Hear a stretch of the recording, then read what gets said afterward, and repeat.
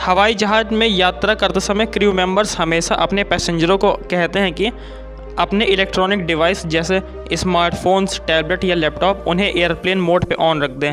और कुछ देशों में तो एयरप्लेन मोड फ़्लाइट के अंदर अनिवार्य हैं।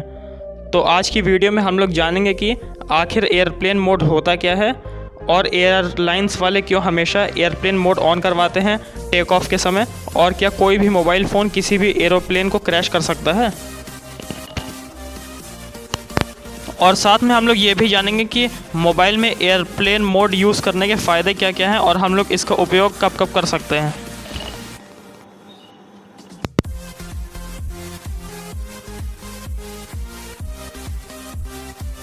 एरोप्लेन मोड जो होता है वो सारे ही वायरलेस और सेलुलर सिग्नल को डिसेबल कर देता है आपके फ़ोन में आने से।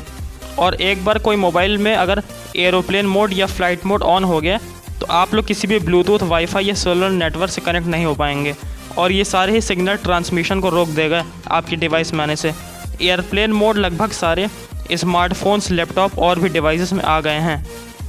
ये जब ऑन होता है तो स्टेटस बार में एक छोटा सा एरोप्लेन आइकन दिखाई देता है और यही रिप्रेजेंट करता है कि एयरप्लेन मोड ऑन है।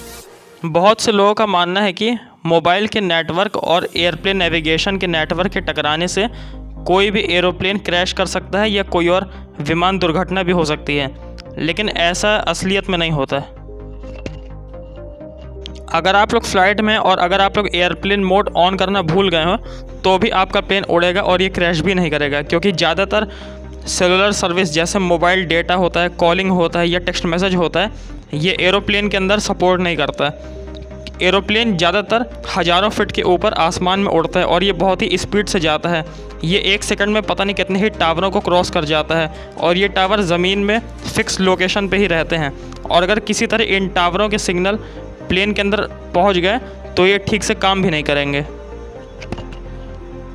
सारे ही electronic device powerful radio waves छोड़ती है और इलेक्ट्रोमैग्नेटिक इंटरफेरेंस भी उत्पन्न करती है, लेकिन इससे एयरक्राफ्ट नेविगेशन सिस्टम पे कोई ज़्यादा नुकसान नहीं होता है और ये पायलटों के लिए कम्युनिकेशन करने में थोड़ा बहुत दिक्कत करता है, लेकिन उससे कोई ज़्यादा फ़र्क नहीं पड़ता एरोप्लेन में।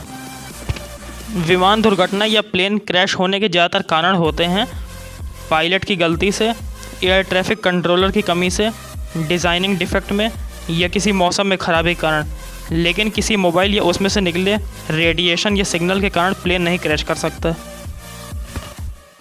सबसे मेन और इम्पॉर्टेंट पर्पस होता है एयरप्लेन मोड का कि आप लोग डिस्ट्रैक्ट ना हो कि हवाई जहाज़ में आपके आसपास क्या हो रहा और आपका पूरा अटेंशन प्लेन की तरफ हो और आप अच्छे से सारे अनाउंसमेंट और इंस्ट्रक्शन सुने, ख़ास करके जब प्लेन लैंडिंग या टेक ऑफ करता है तब।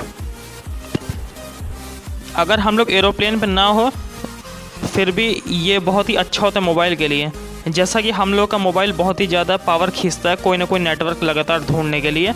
अगर हम लोग अपनी बैटरी बचाना चाहते हैं तो हम लोग अपना एयरप्लेन मोड ऑन कर सकते हैं ताकि बैटरी की बचत होती रहे और ये कोई नेटवर्किंग ना ढूंढ पाए। और दूसरा होता है फास्ट चार्जिंग का। अगर आपका फ़ोन बहुत धीमे चार्ज करें और आपको तेज़ चार्ज करना हो तो आप लोग एयरप्लेन मोड ऑन कर दीजिए, उससे ये सारा पावर कंजप्शन रोक देता है और चार्जिंग में ही फोकस करता है।